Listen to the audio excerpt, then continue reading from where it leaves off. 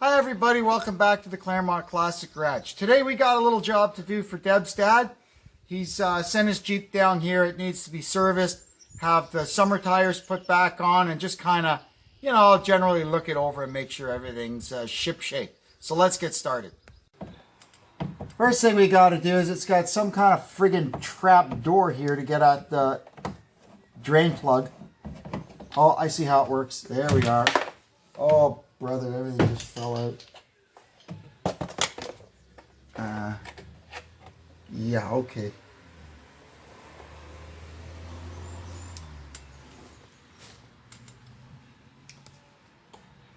What in the... Yeah. Okay. Oi. I don't know how tight they tightened this drain plug, but they tightened it a lot.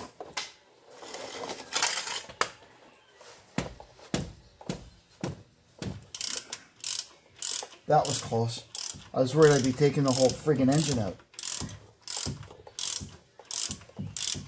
Nothing like screwing a steel plug into an aluminum bloody pan.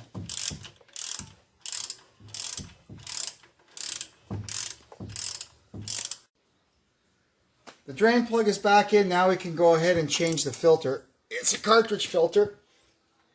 Oh boy, on these Chrysler Pentastar engines, this is what happens when you let somebody else touch your car. They over-tighten everything. I've had these engines before. You don't have to do that. It's an O-ring that seals it, not how tight you make it. Okay, so there's how the filter comes out. I'm just going to... I usually put this in the drain pan at the end. Okay, here.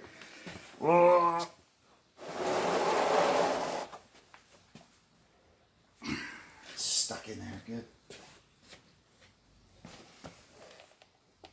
There we go. It pops on. There's an O-ring in there that it pops onto. So the new oil filter comes with a new seal ring. The O-ring in there, I guess, is good for life because they didn't give us a new one. Holy cow, it's not my day. Alright, there we go. Once we get the O-ring on, we just put the little tool around it and just run it around like that to make sure it doesn't have a twist in it. Now get a little dab of old oil, lubricate that O-ring in there, pop our new filter on like that, lubricate that O-ring, lubricate that O-ring. It can go right back in.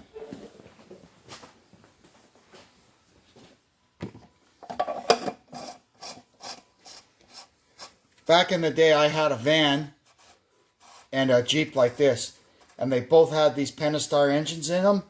So I bought one of those plastic oil filter caps and always kept it around because that thing, you break it or something trying to change the oil, it can ruin your day if you haven't got another one and you need to go somewhere with your car. So I always kept one. There we go. And that, man, they sure make this stuff complicated. Holy Toledo. Okay, this thing's... Oh, it's got a separate... It's got an odd pattern on it, so it only goes on one way. Hey! Victory! Okay, now it's time to put the oil in. He doesn't put a ton of miles on this, and it's not covered by the factory warranty anymore, so rather than following their recommendation of don't ever let your oil stay in your car for 3 months, because it could turn bad, even though it was in the ground for 40 billion years and it was still okay. Anyway, so what we're going to do, I'm putting him on the once-a-year plan, and we'll just change the oil every spring when we put the summer tires back on. I'm putting in the MotoMaster synthetic oil. I've used this stuff before. It works just fine. And it was on sale for 22 bucks a jug. You can't beat that.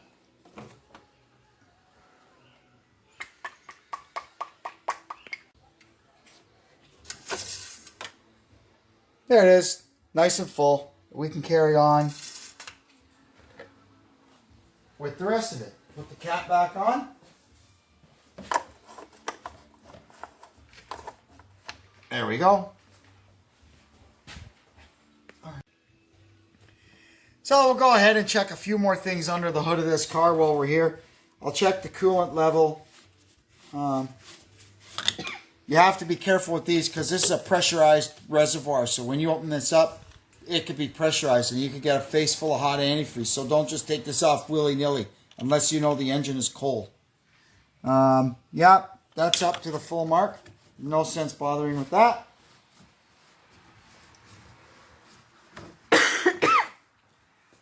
You don't check the transmission fluid on these. It's a sealed unit. Windshield washer is full. Shake it. You can see the brake fluid sloshing in there. That's good. So I'd say that's that. Now, before I close the hood, I'm going to go around, lubricate all the latches and hinges, and then we'll get on to the tires. All right, now we just check everything. Got all the lights going. I'm going to run around to the back and make sure everything looks good on the back. Yep. License light. Yep. Okay.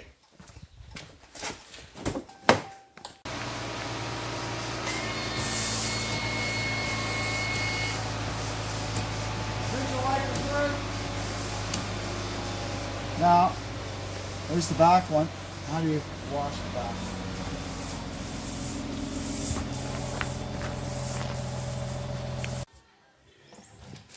Now we'll change the wheels. I know nobody likes to do this, but really, you're best to break them with a bar before you hit the gun. These lug nuts have these stupid stainless steel covers on them, and I can already feel a few of them are getting kind of loose. So with crack them like that, it's okay to spin them on and off with the little battery gun, but don't blast on them. It's not good for them. Okay, now I'll get the jack and we'll just one by one change these out.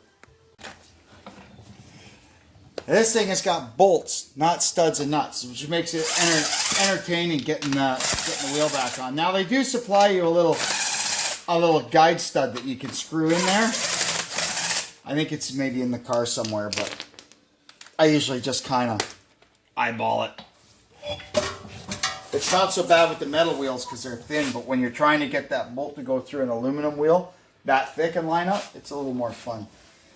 Anyway, we'll mark that as to what corner it goes. So let me have a fast look at the brakes and stuff while I got the wheel off. So I'm just having a look in here for anything out of the ordinary. The brakes look fine. Everything seems good. The caliper's nice and free. You can see it's not hanging up or anything. So we can just go ahead and put the wheel back on and that'll be this corner done.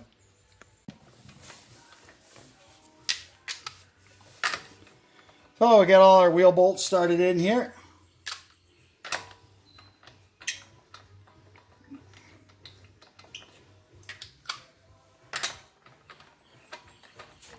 There we go. Now we can just run them in with this, but we're not going to like tighten them. We're just going to, just like that, run them in.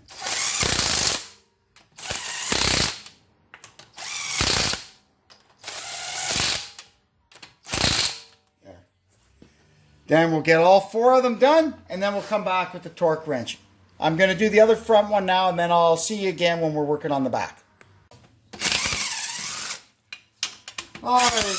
We'll get this back one off and see what the brakes and stuff look like in here. Now the back brakes on this were already done once on warranty because the caliper got sticky. So he got 2 new rotors and everything on the back. Let's see. I mean, and these back rotors never look too good anyway because they don't really do much. Yeah, the back brakes look good. Calipers are free. Drive shafts look good, no torn CV boots or anything. So we can just put the wheel on and carry on with the other side.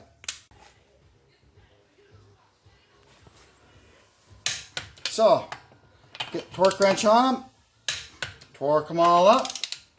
You can find the number for your particular car in your owner's manual. It'll tell you what to torque them to.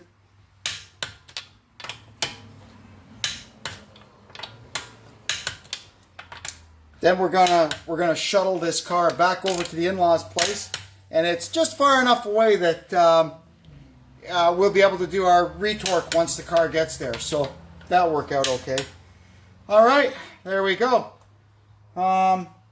That's most of this work done now. All we got left to do is just kind of give it a clean up and make sure it's ready for them for the summer. That job went pretty well. We shuttled the Jeep back up to the in-laws place. Once we got up there, I retorqued the wheels to make sure that they were good and tight.